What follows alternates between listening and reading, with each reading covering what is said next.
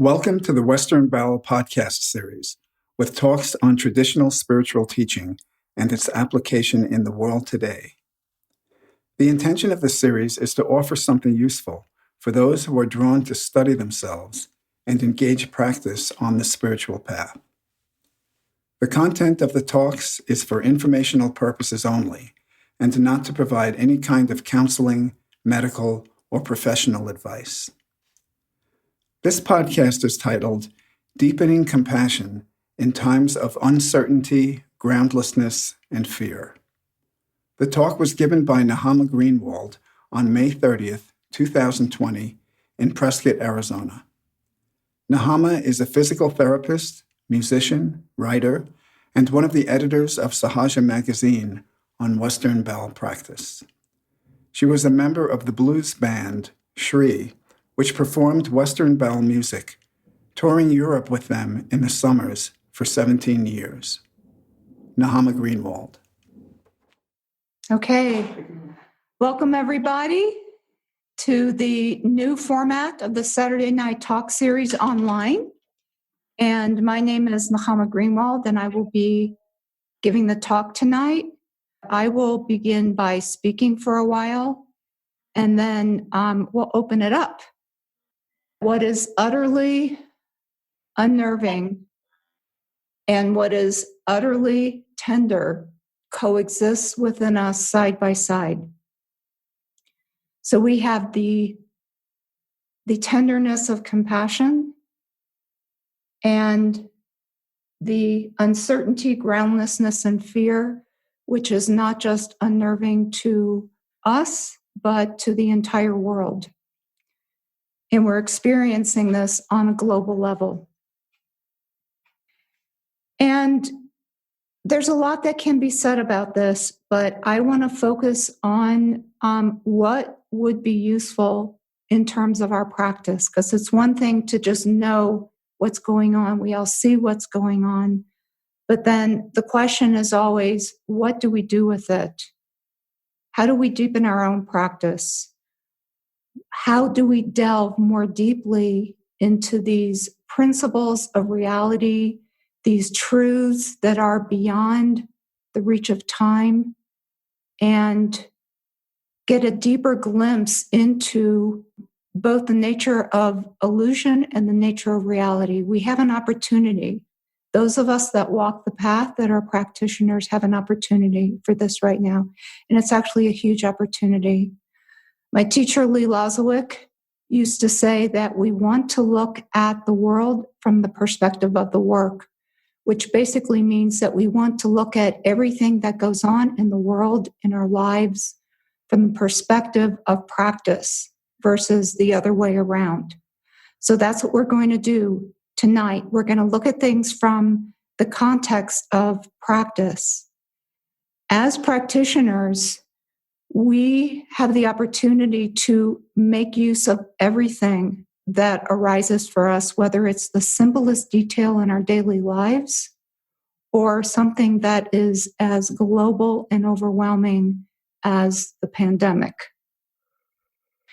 And this idea of deepening compassion, I think, is related to the deepening of practice, because as we work with the mind, as we work to deepen our own practice with clarity, with honesty, with sincerity, with effort, then I think we are sowing the seeds for deepening our compassion for others.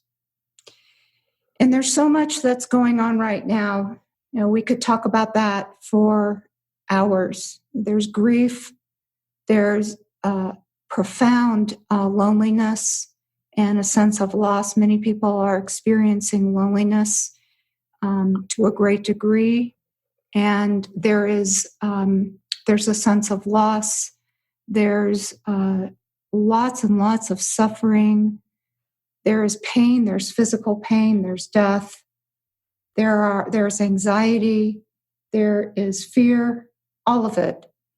And what we want to do is we want to open our eyes and just see it. We don't want to necessarily become obsessed with it or we don't want to turn away from it. We just want to stay in place, and we want to look, we want to see, and then we want to accept. Not just accepting what's going on for others, but accepting anything that might be going on for ourselves. And I think that that is actually the basis for compassion, is that we see and we accept, and we develop on the path, we develop a big enough container.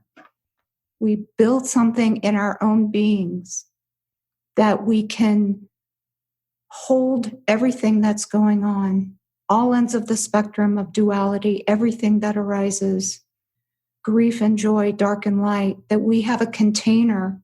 We have a presence of being that's strong enough that we can hold it all. And we want that container to not just be strong, but to be resilient and to be flexible. So we see, we acknowledge, and we accept what's going on. So one of the things that there is an opportunity for us to delve more deeply into is working with the mind. There is a lot there right now, because the mind, I don't think you can be on any spiritual path, no matter what it is. It doesn't have to be Hinduism or Buddhism, but in any spiritual path, it is necessary and good to work with one's mind. We always want to be working with what our mind does with everything, the way our mind clings, the way our mind grasps. That's what the mind wants to do. It wants to cling, it wants to grasp, it wants to identify with and solidify everything in the phenomenal world. We just hang on for dear life. And there is a lot here right now for us to observe around what's going on in our times right now with this virus, I think. Now, it's always a good time to work with the mind. It's not like this is the only time. But again, we're talking about principles of reality that are magnified right now, truths that are magnified, opportunities for us to take a deeper dive into what is real and what is illusion. So a good place to start is, I think, with the mind. My teacher Lee defined the mind as the quality or characteristic of being that actually creates and sustains that illusion of identification. So not only does the mind create identification, but it sustains that. The mind wants to make everything permanent, solid, fixed. But we know that even if we forget and we go to sleep about it, that the nature of reality is in fact insubstantial and it's empty. So all we have to do is look at our reference points for what's normal and look at the way those reference points are being undermined right now. I mean, that's what happens. Anytime we have a reference point that's fixed, that's solid, that we consider to be permanent and everlasting, reality is going to come around and it's going to undermine that. And there's a lot of undermining going on right now. And again, this is a fantastic opportunity to look at what we do with the mind.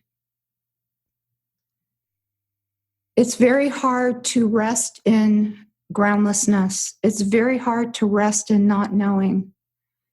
And in fact, that is actually what we are called to do, always. We're always called to do that. But again, with things being magnified, there is a really unique opportunity right now. The Tibetan Buddhists have a term that they use for the transition of consciousness from death to rebirth, and that is called a bardo. Some of you may be familiar with that word. So the definition of a bardo is an intermediate, transitional, or liminal state between death and rebirth.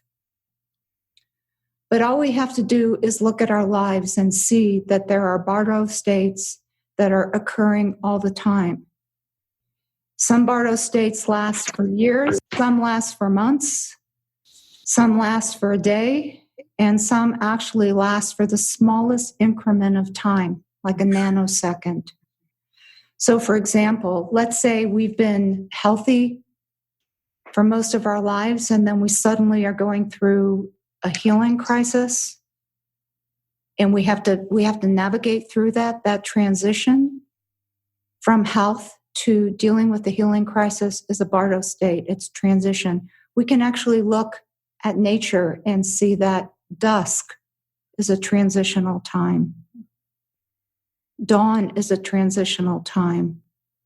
Let's say we raised a family. We had kids. We had a family unit. Our kids go away.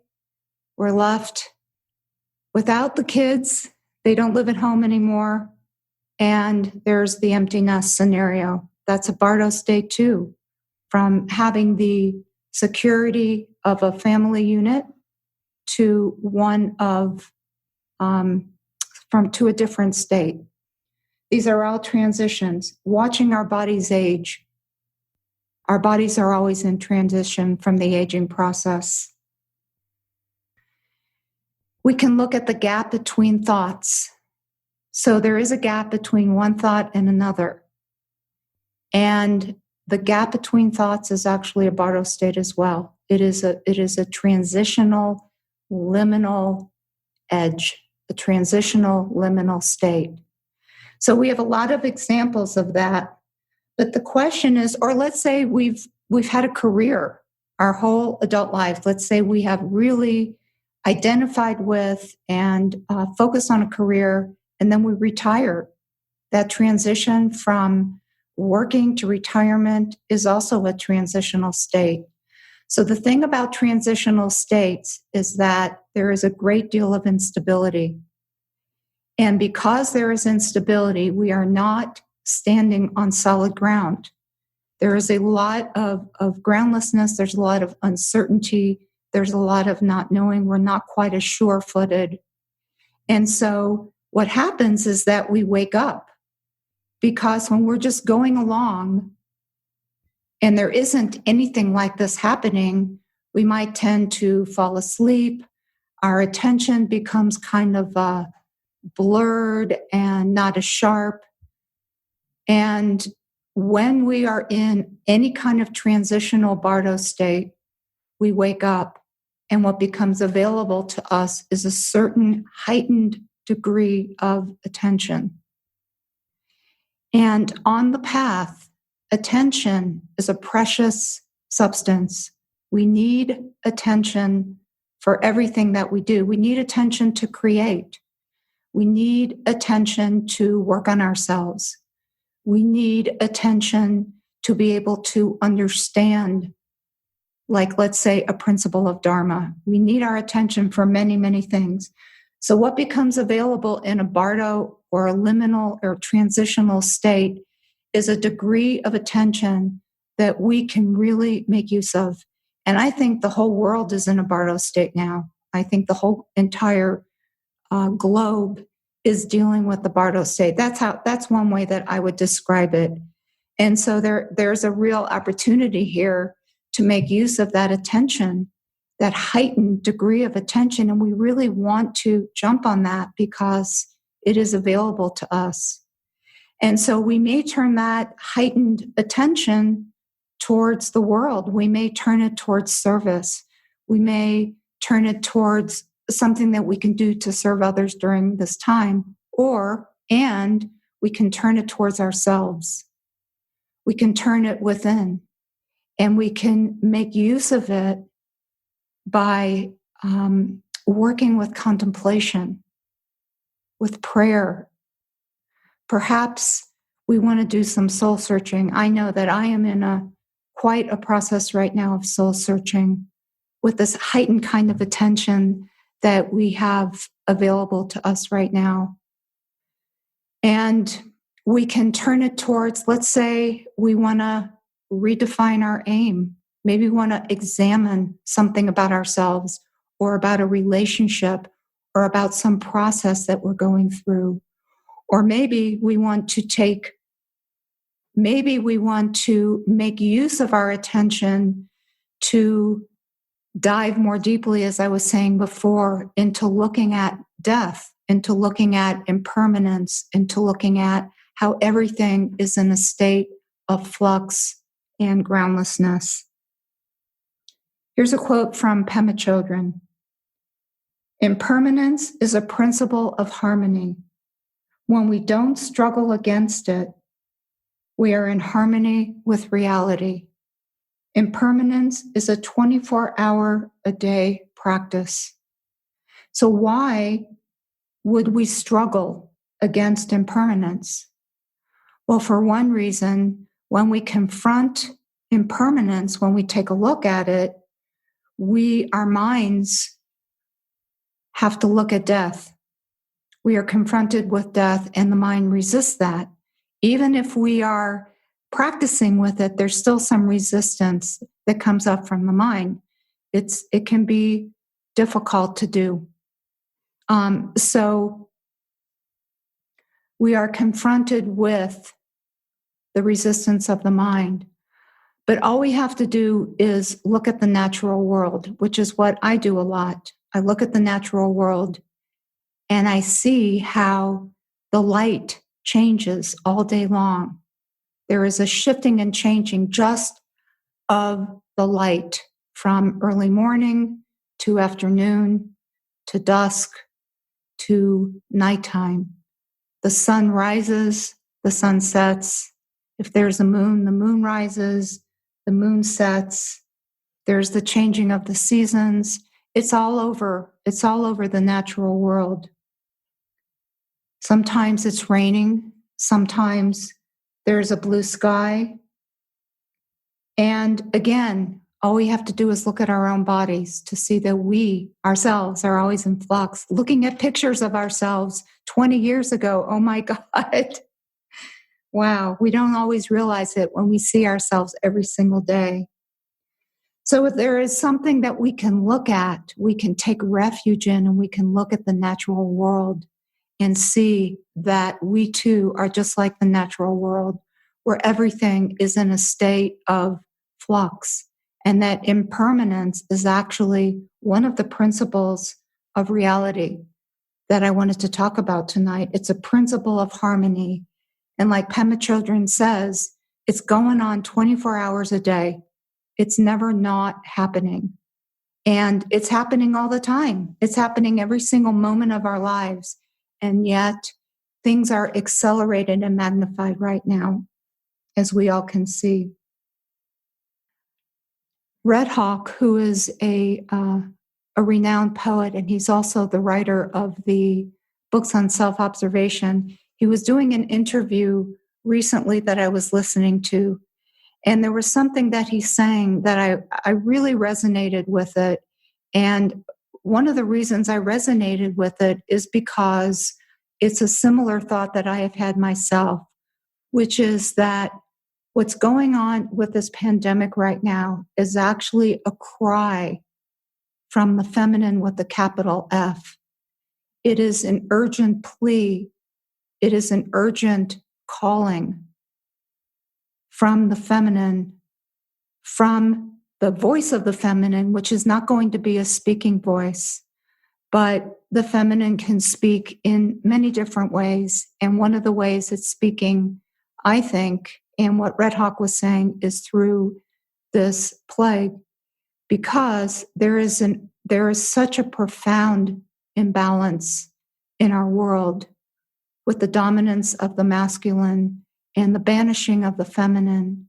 And it's so important. It is vitally and essentially important to restore balance and to call forth the feminine and the values of the feminine, which are not gender specific.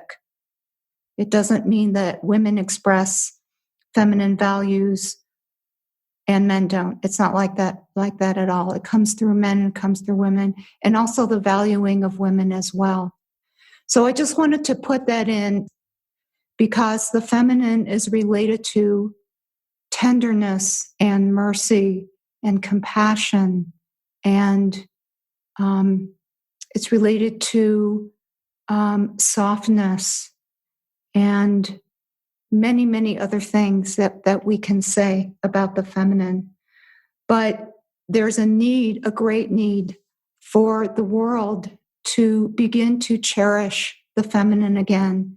And I think that one of the things that's going on with this pandemic is this plea from the feminine, the divine feminine, the feminine in the highest sense, to help us to realize that we need to bring back a sense of balance to the world before the world is destroyed even more than it is. Most of you have probably heard of the Don Juan's concept of the assemblage point. I'm sure most of you have heard about that. And this idea that the assemblage point is that energetic point around which we constellate and configure reality so that we can navigate through life with a certain kind of familiarity and with consistency.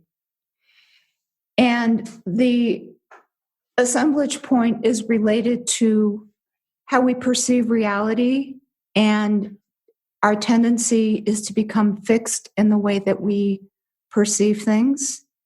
And we all have this. We all have an assemblage point. And I don't think that Don Juan says this, but I think that not only do individuals have assemblage point, but I think couples do, and groups, and I don't know, maybe even the whole world, countries, maybe not quite in the same way. But that's not what Don Juan said. That's just my take on it. But if we're talking about transformation, then that assemblage point has to shift. So it's necessary for, if we are interested in transformation, for that assemblage point to shift. And I want to read a quote from Don Juan from The Power of Silence. Any movement of the assemblage point means a movement away from excessive concern with the individual self. Shamans believe it is the position of the assemblage point which makes modern man a homicidal egotist, a being totally involved with his self-image. Having lost hope of ever returning to the source of everything, the average man seeks solace in his selfishness. Robert Svoboda always talks about how we are living in the age of Rahu. And for those of you who don't know who Rahu is one of the 9 grahas, or 9 planets, and is depicted as a head with no body, because Rahu is insatiable. And Rahu can never get enough. Rahu always wants to consume and is run by insatiability and greed. And we are ruled, according to Robert Svoboda, we are actually ruled by Rahu in this day and age, which is not that hard to see. And when Don Juan talks about having lost hope of ever returning to the source of everything, my understanding of that has to do with that we have lost touch.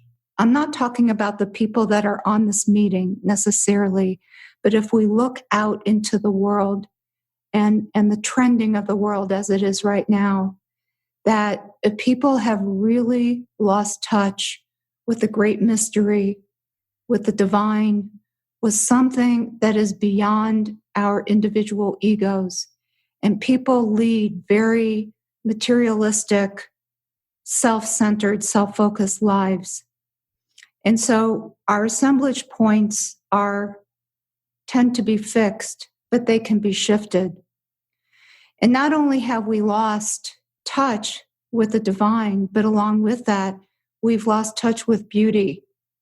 We've lost touch with awe. We've lost touch with adoration and with wonder.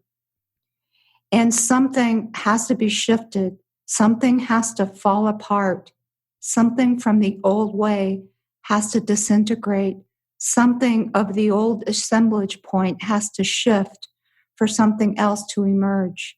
And I hold as a possibility I don't necessarily think that it's going to happen. It might happen in some small way, but I think it would be just absolutely fantastic to have a shifting of the assemblage point of this entire world. Because just like I was saying about the feminine and the banishing of the feminine and the great urgency for the feminine to return to this world, I think also that it's very, very significant and important that we reconnect with beauty and with wonder, because those in and of themselves are transformational. So I want to throw that in as a way of connecting that with what I was saying about the feminine. And, you can ask, well, that's not about compassion, but it actually really is. Because the more that we're in touch with beauty and wonder and adoration and awe and the great mystery of all life and death, I think that brings us into harmony with compassion as well. Okay, I want to talk about one other thing. I want to talk about death. And then I want to switch gears and take everything to a more personal level as a way of tying it into the themes tonight of compassion and impermanence and groundlessness and all of that we have touched on this evening. So it's undeniable that we are experiencing a lot of groundlessness right now. And there is, again, a really incredible opportunity to deepen our compassion by contemplating death. So contemplating death is a very, very powerful way to deepen our compassion. And this is something that I have been working with myself. It's really staggering to me to see that over 100,000 people have died. And again, people have died. People die every single day, every minute of every day. And yet, again, we're talking about things being magnified and how to work with that. So more people have died from this than the Vietnam War and 9/11 put together. That's pretty staggering to me. And mass graves are being dug around the world, not just in this country, not just in New York. Bodies have been piled up in vehicles and trucks. And there's a lot of death going on right now. And people who are dying, actually, like in a hospital, can't even sit with their loved ones, their intimates right now. The nurses have to bring in an iPad to bring their loved ones to them as they are dying. So it's very intense with the suffering around death right now. And I think about India, and I think about what they have in India they're called cremation grounds. They're also called smashans. They're called charnel grounds. And they're usually on the banks of a river. And it's where they bring bodies to cremate them on like a funeral pyre. And the bodies are burned, and Brahmin priests are called in to offer prayers and blessings for the departed soul and wishing them a good rebirth.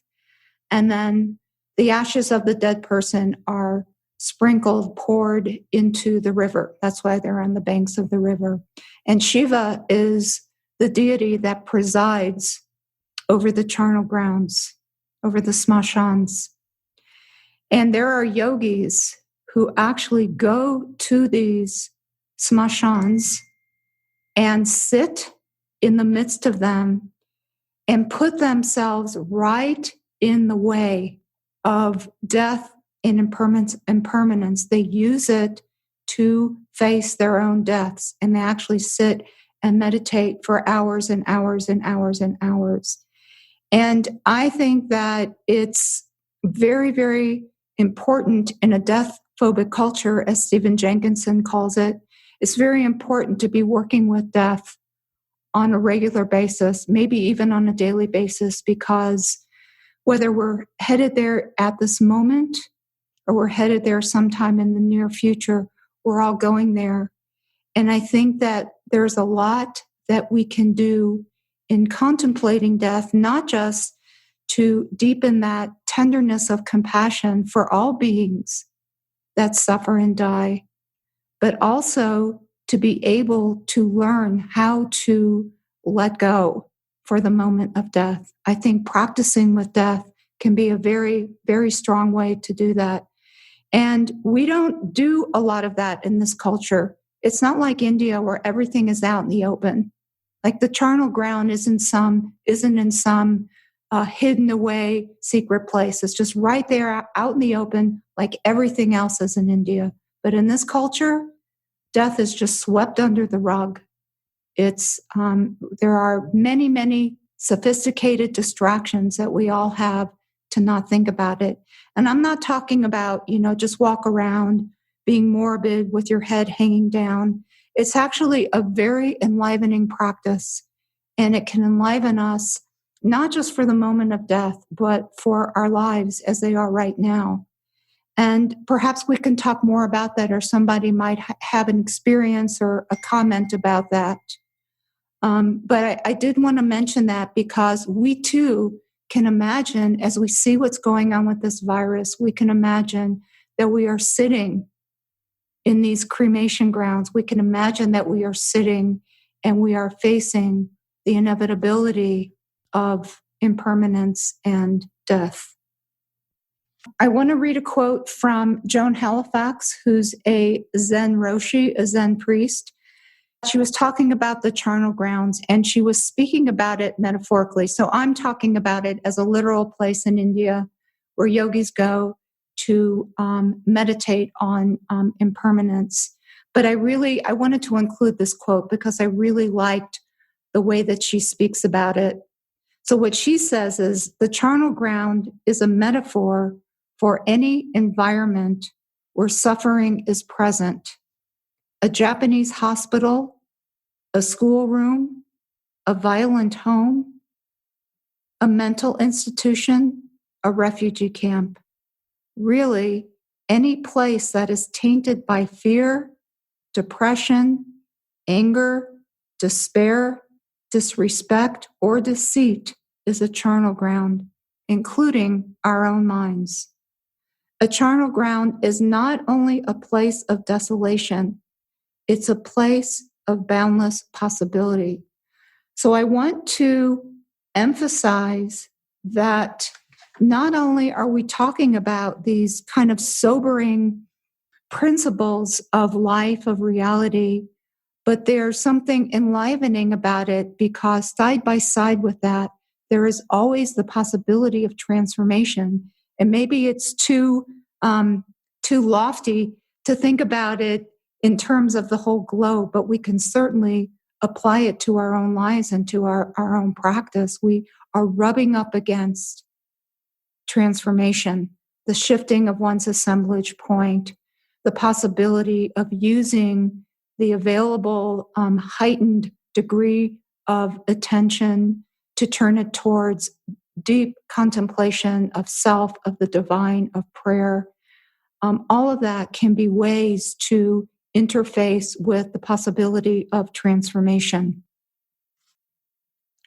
So now I'm going to get a little bit more personal, not to go on and on about myself. That's not the purpose, but to speak about what I've been going through this year as a way to support what I'm trying to say tonight, because I think sometimes when we are vulnerable and we're willing to speak about our own experience, that it can deepen something for everybody, and that is my wish, of course. So this year for me has been, without a shadow of a doubt, filled with incredible amount of loss, of breakdown, talking about having to work with my identifications even before the virus hit. Early in the year, I'm a physical therapist, and the office that I've been practicing out of for 23 years, the lease that I had suddenly got terminated by my landlord without any notice. Well, he gave me 30 days, but no explanation and no willingness to engage in a discussion about it. It completely was a shock to me. It took me by surprise because I thought I would actually be there until I retired. And there was no sense of closure because he didn't want to discuss it with me. And the whole thing was a mystery. I didn't really understand. But I had to quickly leave that office. And talking about identifications, I was very identified with that as a place of business. It was where I grew my practice, my physical therapy practice. And my identification with that was hugely dismantled. And then a week later, my partner of many years went into the ER with a knee infection and ended up in the hospital for 5 weeks with a very, very serious infection and multiple surgeries. And it was pretty touch and go at the same time that I was trying to find another office. And talking about identification with a partner, talking about identifications being dismantled and working with the mind, I found that my mind was just doing everything I said in the very beginning. It was wanting to cling, to resist, to think of things as being everything that I loved and wanted to stay in place as being permanent and fixed and solid. And everything was just slipping away. And then a week after that, the virus hit. And I lost a good deal of my business and my income. And this all happened in a period of about 3 or 4 weeks. So you can say that I was reeling and I was left in a state of groundlessness. And talking about having my assemblage point shifted and my attention being heightened, I love to walk outside. And one day I was taking a walk, because that was something that really saved me, was just being able to walk outside. I didn't even care what the weather was. I just wanted to walk outside. And I've been walking for many, many years. And I was walking on the ground, and I was so aware of how solid the ground was and that it was holding me up. The ground was actually supporting me. And I was so grateful to not have the ground collapse when literally things in my life were collapsing, and I was so disoriented. I was disoriented quite a bit. And so to have the reference point of just having the earth under my feet was just absolutely sublime. And it sounds like I've walked for years, millions of steps, and never thought about that very much. Maybe I had a fleeting thought, but this was like deep gratitude for it.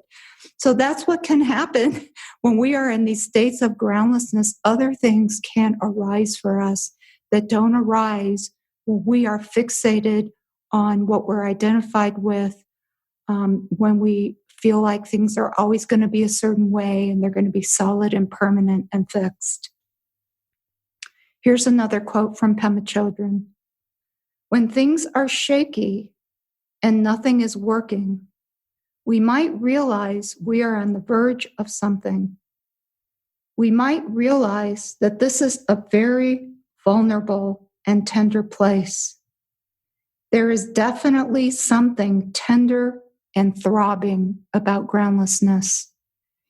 And I can testify, as if I were in church, I can testify and say, yeah, that it is true. I can verify that there is something tender and throbbing about groundlessness. The title of the talk is Deepening Compassion in Times of Groundlessness, Uncertainty, and Fear. It's this coexisting of what is utterly unnerving and what is utterly tender side by side within us. It is the tender and the throbbing qualities of groundlessness that both exist within us. And so what happened is that I was feeling very alone. And I wasn't psychologically alone because I had wonderful friends and support and everything else. But it was a realization, and it's a realization that I've had before, that we all walk the path alone, even if we have the most wonderful spouse or partner or incredibly loyal, wise friends, or if we have the help of a guru or a teacher. All of that is just incredibly important. And yet, it's my experience that we walk the path alone. So I was aware of that as I was dealing with the many, many things I had to deal with as things were falling apart for me. And what that created, that sense of feeling alone, was that I had a real encounter with emptiness. We read about in the Dharma, we read about emptiness. Reality is emptiness, insubstantiality, all of that. But then when it comes to viscerally encountering it with our bones, with our bodies, when we're right there interfacing with it, that is a whole different experience. And I was really encountering emptiness. And I have to say that there were times when I would wake up in the middle of the night terrified. But again, along with that terror, I was afraid. There was a lot of fear. There was a lot of terror. And yet, at the same time, what I also found is that there was this kind of freedom. There's freedom in having nothing to hold on to. There's freedom in having your identifications dismantled. There's freedom of experiencing a state of groundlessness. There's a certain kind of freedom, along with the terror and the fear. I also discovered and felt, and I'm speaking from my own experience here, I also felt a sense of freedom and a lot of space. And I was very aware also that all people, all suffering people in the world, anybody that was suffering with anything, suffering from this virus, suffering from anything similar to what I was going through, all people in pain that were experiencing loss, that were having the ground, fall apart under their feet, in that place of inner space, along with the terror and along with the freedom, with all of that mixed in together, they all became my companions. All of them became my companions. And I felt so connected. I felt such a kinship with other beings. And it was a whole different reference point for compassion. It came out of emptiness. I think emptiness and compassion are side by side, they go together. I think that when we experience emptiness, when we experience space, that there is just more room for others. We're not in that definition of what, when Don Juan talks about the assemblage point being fixed around our perception of reality. We're revolving around, we're spinning around, we're constellating around something else. And so there was a kind of compassion that came out of not so much, oh, somebody is suffering from the virus right now. It was much more, I don't know, it was real, but it was also a little bit more intangible. It wasn't like related to a specific person. It was just something that was occurring for me. And I was reading a definition for emptiness, or another word for it is shunyata. I was reading a definition. I think it was a translation from Japanese. And the definition was like the sky, or of the sky. So the sky is, what is the sky? The sky is vast, expansive. It allows anything to go across it.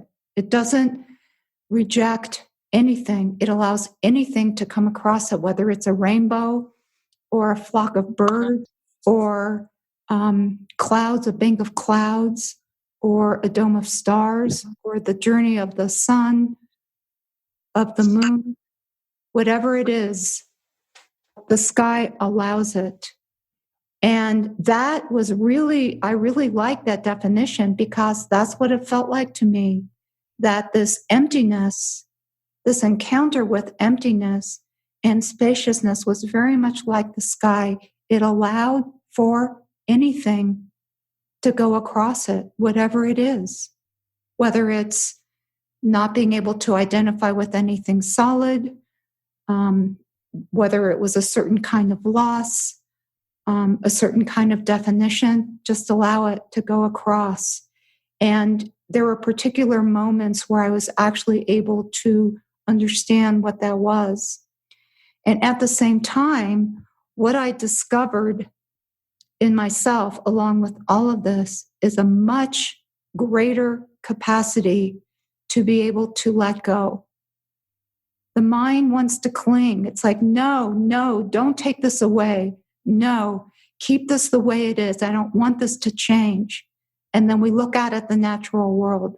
We look at death. We look at all of it and we say, it's always changing all the time.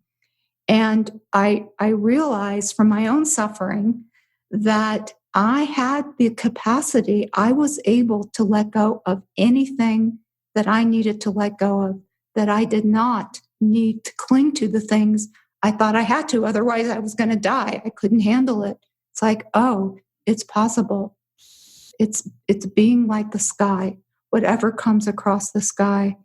And I think that that's valuable for all of us because that's what we need to do all the time. We always need to be letting go. We need to be able to forgive. We need to be able to let go of things that happen to us so we're not just building and accumulating more and more and more. We want that vastness of the sky within us. We want that vastness of space, of being expansive. It doesn't mean we're not going to be contracted or that we're not going to have times when we're just back in our old habits, but there is this possibility that we can let go throughout our lives. So when we are on our deathbed, that we can let go into death because that's what we're practicing for. We're practicing for that moment, and we're practicing in a sense to die in each moment. It could just be dying to the self-centered self, like Don Juan was talking about, and being able to show up in a different way or to be present for someone that we don't necessarily like. So I can go on and on about this, but I hope that, to me, this was a very profound time because I was so disoriented by what was going on. I was so overwhelmed, and yet there was all of these other experiences that were happening that were really incredibly valuable and that I am still trying to digest. Okay, now I want to hear from some of you. I think I've talked for now 53 minutes. So what would somebody else like to say? It's really a very profound topic that you're dealing with. And I'm so grateful for the reminding factors and for the witness of your life and how you've been dealing with your great losses and identifications over the last number of months. I just wanted to share that I had received a beautiful quote from Red Hawk reminding us of a teaching of Gurdjieff that was given in the book called Teachings of Gurdjieff by C.S. Knott. And he says to try to put yourself in the position of others. They have the same significance as you. They suffer as you do, and like you, they will die. Only if you always try to sense this significance until it becomes a habit, whenever your attention rests on anyone, only then will you be able to assimilate the good part of air and have a real I. Every person has wants and desires which are dear to them and which they will lose at death. From realizing the significance of your neighbor when your attention rests on them, that they will die, pity for them and compassion towards them will arise in you, and finally you will love them. End of quote. So every time you come into relationship with someone, if you could have that habit of recognizing that just like you, they will die, it really transforms the quality of your relationship with in every moment. Thank you for bringing that. Thank you. Okay. Who else? It does help all of us when we hear another person's story for us to have support systems like this to be able to help ourselves move into a new state of being and awareness and acceptance. Thank you. Thanks so much. Well, I am reticent to follow that because there's such a sense of there's such a chamber here of compassion and tenderness. Here we are, all of us, incredibly privileged individuals, sitting here discussing things that absolutely need to be the defining elements in our life. The anger and the fear that we see and feel in the country is strong. At the same time, I know from my own experience in firefighting communities and working with communities at risk that there's so much rising of the spirit that comes at times like these. I feel like I hold opposites within me and that they're going to make me burst. How can I hold what we're talking about, this tenderness, this compassion, and at the same time honor the outrage? Mm-hmm. I ask that as a question. It's a good question because in the very beginning, I was saying that as practitioners, we are building a container to be able to hold all of it. We witness it, we see it, and we allow it to be. And I think it takes a lifetime where we can hold just across the spectrum these opposites and duality, like light and dark, for example, tenderness and outrage. There's a place for all of it. It's not like we get so tangled up in rejection, acceptance, what we like, what we don't like, because really, just like I was saying with my own personal experience, there is plenty of space for us to be able to hold it all and to sit with what comes up around it.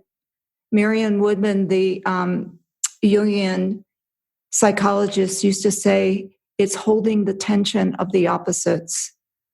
And I don't want to answer your question because the power is in the question itself. And then how we work with that is the work itself. I feel what you're saying, and I really empathize with it. And it's a great thing to contemplate, but allow all of it to be there. Don't just say, well, I have to be compassionate, and that means I can't be outraged. You know what I mean? Don't reject one for something else. Everything has a different quality, has a different nuance. Somehow what I needed to do is to hold that just feeling everything was somehow a way of connecting and giving back. There was something about that for me. And, many times I felt like I went into the bardos. That's all I can say. And the more that I kind of could open myself to that, the more I could embrace that. And I decided at some point that that's how the world is going to be. It's like something has shifted in the world, and it's a great opportunity to acknowledge that instead of thinking, well, we'll all go back to the same thing. And, it feels like this is a great time to just contemplate impermanence. Mm-hmm. we're not all going to be on the front lines being first responders. We're not all going to be doing that. And yes, those people that are doing that are providing an incredible service. But like I was saying, that heightened degree of attention that's available during times of instability, it's just as powerful to turn that towards others as to turn it towards one's inner life. It's the same. It's still attention, and it's still there's great value in that. So I think it's it's very important not to underestimate that. Anybody else? I had the opportunity over this past weekend to listen to some talks from a wonderful women's conference. The leader was Sutra Malion, who's a Buddhist teacher acknowledged by the Karmapa. Anyway, one of the things among many things, wonderful things that she said, which has left me with the koan, she said, meditation is activism. So I'm not going to try to explain that or take it any further, but just offer it to myself and us and see that if we can just be with that as a question, because for many of us, we possibility of what we have. She says, meditation is activism. That's great. Fantastic.